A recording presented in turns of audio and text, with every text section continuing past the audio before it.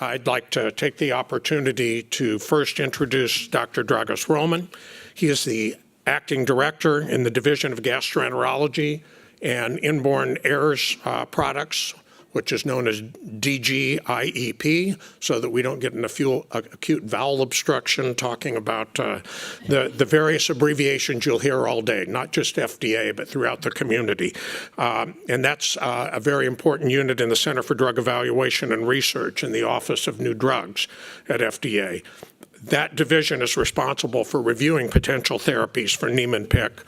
Dr. Roman's a pediatric geneticist by training.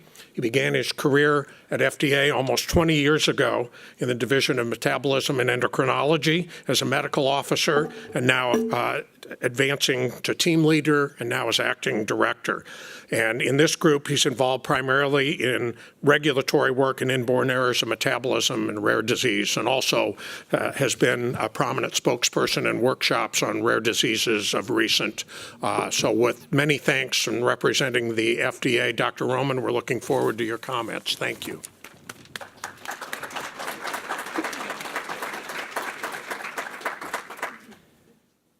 So, Dr. Frandsen, thank you very much. So, thank you, everybody, for inviting me, and I think it's an honor to be here and to stand here in front of you and share with you some of the thoughts and some of the experience that we have in the division and how we look at the importance of patients' voice in drug development that has really revolutionized the way we think about endpoints, I think, in the last few years. I think it's a transition time, but it's a time that's very exciting because it really makes a connection between the investigators, the regulators, and the patients much closer, and I think much more meaningful.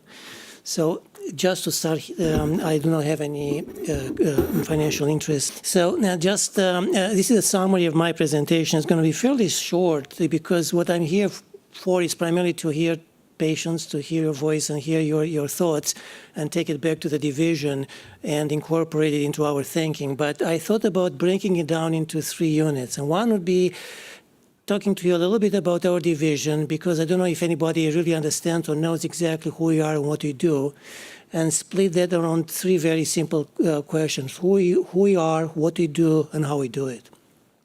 And the second part, I would like to kind of share with you a few thoughts of mine based on my recent experience in the last 2 years regarding patients' interactions and patients' voice and interacting with patients via meetings very similar to this or face-to-face in a smaller setting. And finally, there are many examples that we could give you about how successfully the patient voice has been incorporated in the review process. But I just selected a very simple one that has been happening, that had occurred in our division in the last few years. And just an example about how all these broad concepts and individual discussions actually translate into the drug development process. So who we are. So I want to make sure that I establish clearly the relationship between our division and the FDA itself, because FDA means, the word FDA means a lot of things to many people. So as an example, here's the FDA, an aerial view of the FDA campus, and you can see it's a very big campus with a lot of buildings and a lot of offices, and it's a very complicated organization. And just to give you a sense of it, this is the schema of the organizational structure. And, where you see the red dot is where the Center for Drug Evaluation and Research is, which is the center to which we belong. So we are a small part of this very big organization. And the Center for Drug Evaluation and Research is really a very big center.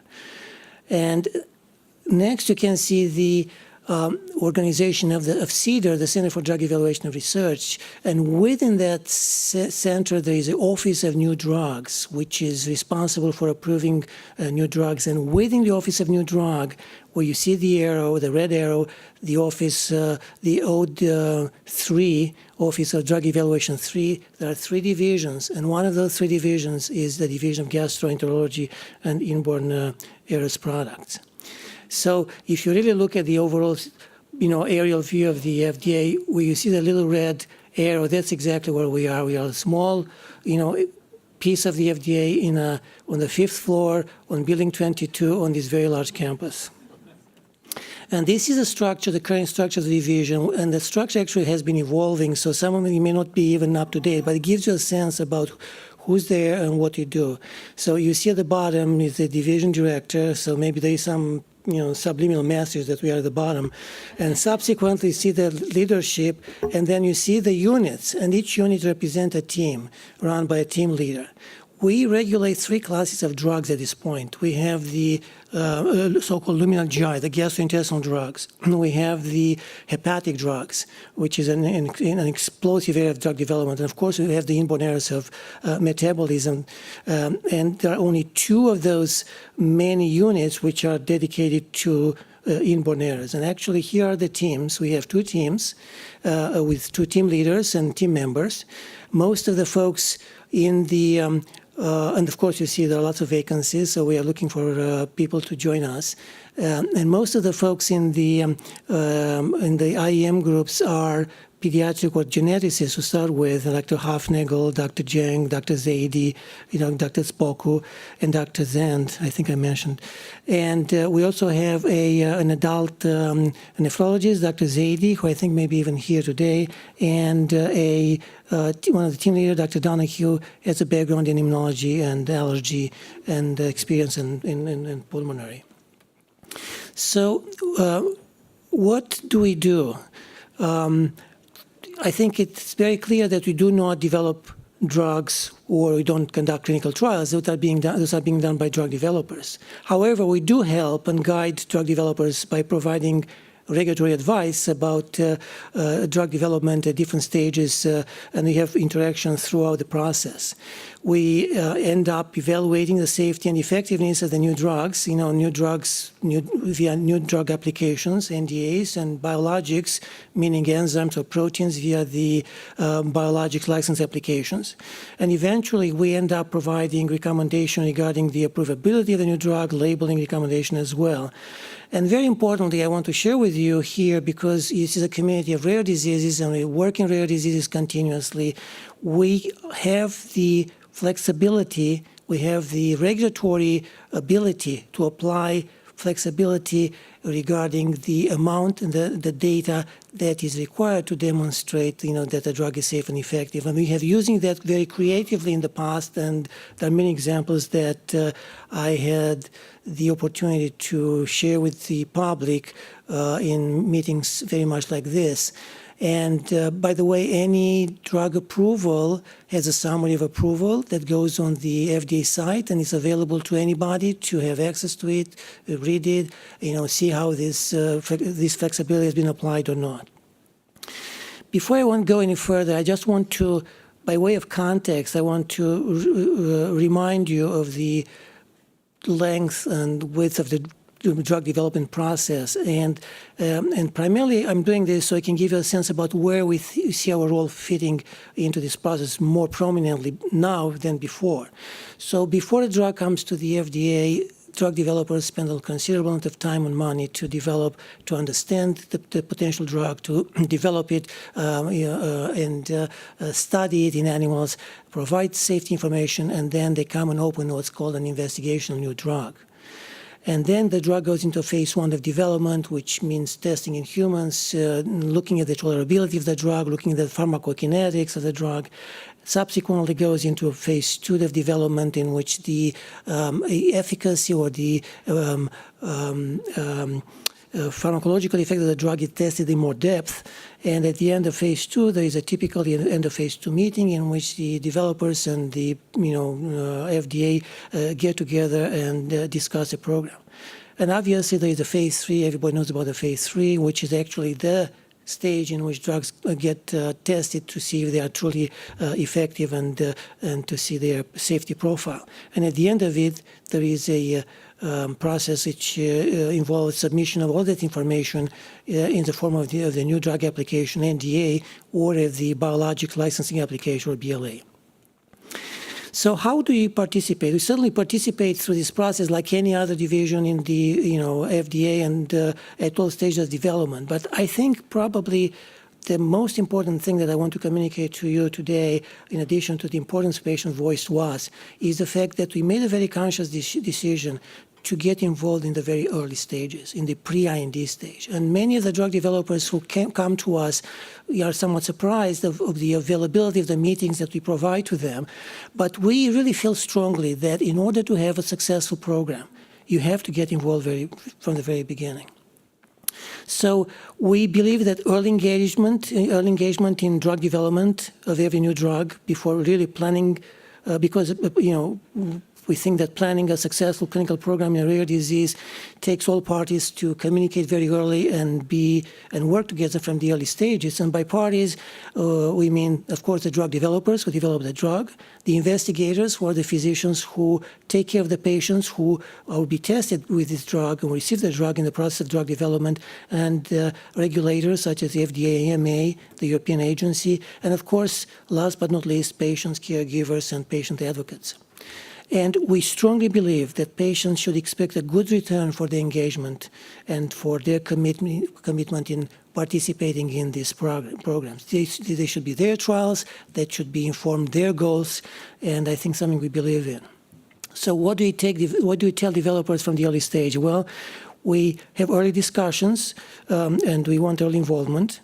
We think about the drug development program in a way very different from what I described to you as a phase 1, phase 2, phase 3, because everybody who's been involved in rare diseases knows that due to the small number of patients, due to the heterogeneity of disease, due to the spread of patients across the nation and across, and globally, your phase 1, 2, 3 programs rarely are one.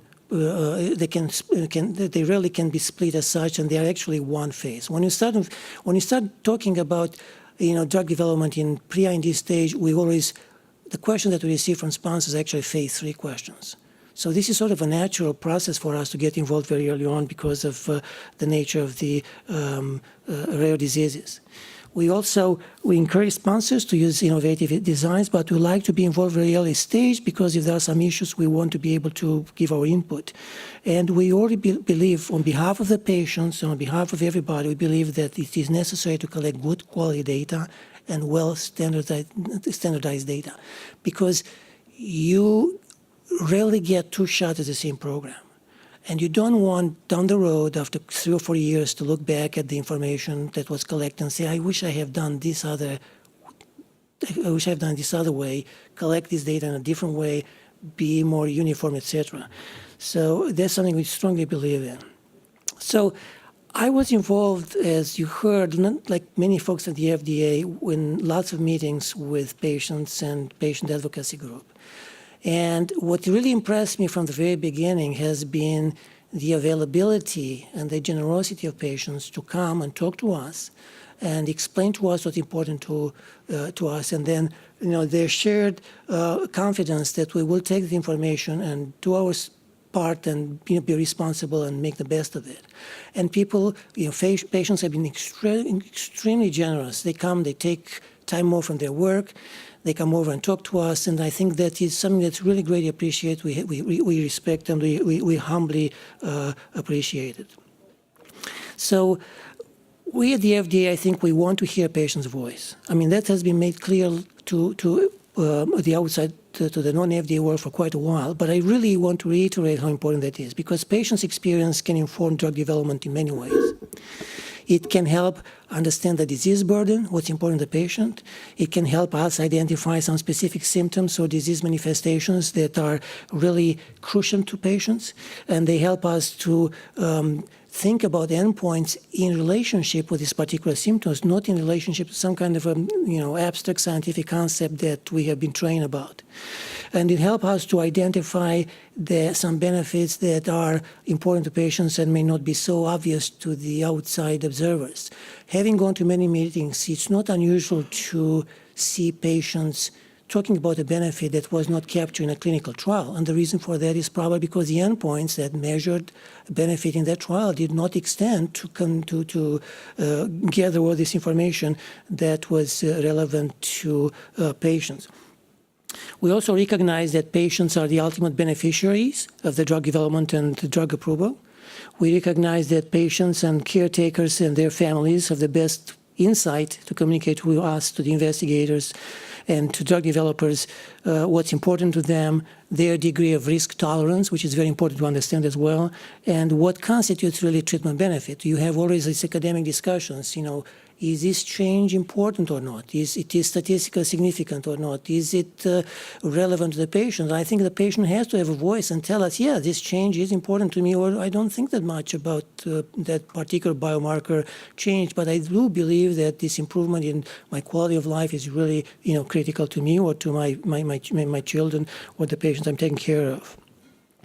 So we think that patients and caretakers and their families have a vested interest in ensuring that the drug development programs should capture and measure things that are truly important to them. And specifically, patients and families and caretakers, they are experts in their condition. They explain best what it is like to live with that condition. Nobody else can understand as well, and can identify what are the most severe symptoms. Sometimes you cannot measure all the symptoms, but you might want to go for what's the most severe manifestation of the disease and see if the drug can affect that particular manifestations. And as I mentioned before, they are capable and they should be able to advise us about what is a clinical, how they measure clinical benefit, what's clinical benefit in their eyes.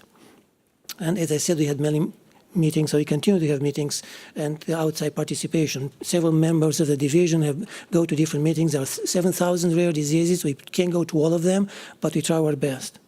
So let me just end with a very simple example about successful incorporation of the patient voice in a drug development program. And recently we put a new drug for phenylketonuria, for PKU, which is a rare disease, is due to a single gene mutation, and its manifestations are due to the lack of metabolism of specific amino acid. And in a way, this amino acid increase is a measure of how well the body is able to metabolize it.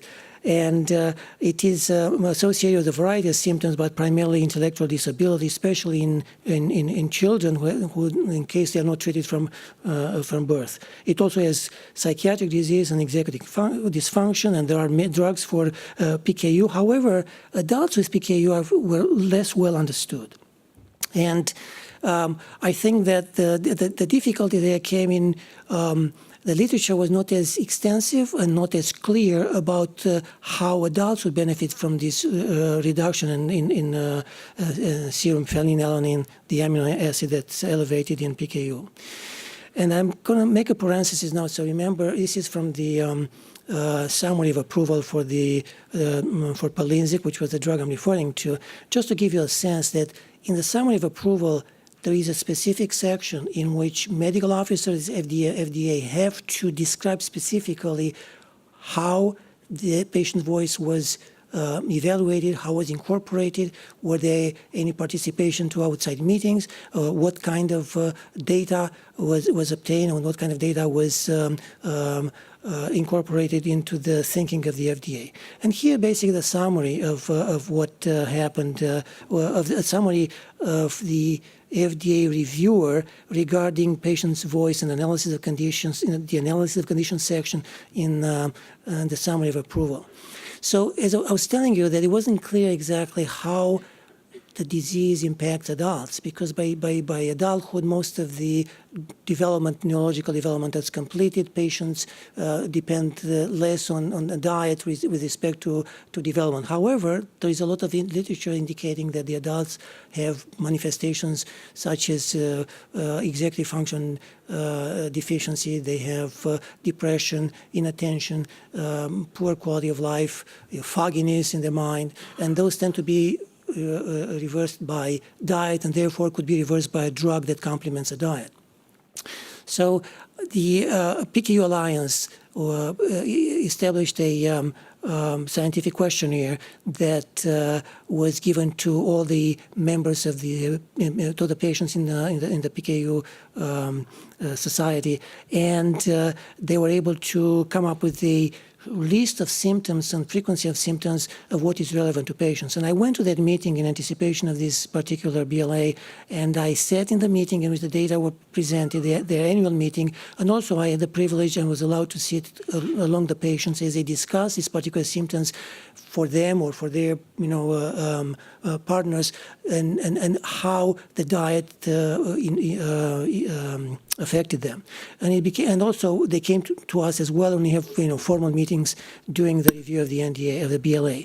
So basically, if you look at the summary, it is 625 respondents, about 46% of participants indicated that they have blood phenylalanine in an outside the normal range, and they indicated that they summarized how difficult the maintaining the diet was, and they reported that blood phenylalanine reduction improved attention, improved executive function, were the most important potential benefits of treatment. So really that connected the blood serum biomarker to a specific clinical symptoms. And this is just one of the examples of how this outside participation influenced our thinking. So I am here primarily to listen today, and I'm here to take notes, and I'm here today to take all this information that will come in the next few sessions and bring it back to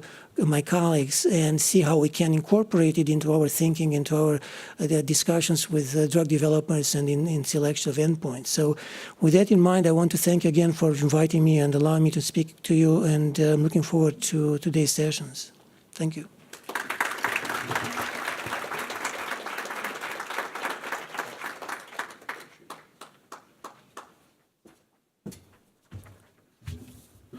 Dr. Roman, thank you very much for your thoughts and comments representing the FDA, and also would like to talk about how you've all embraced and refined patient-focused drug development tools to enhance transparency and the capture of this. So this is all very exciting. I'd also like to take the opportunity to recognize Pujita Vaidya. Thank you very much. Her efforts from FDA in the office that oversees PFDD has been very important, and we appreciate that incredible interest, partnership, and the considerations that have helped to refine this meeting. So thank you.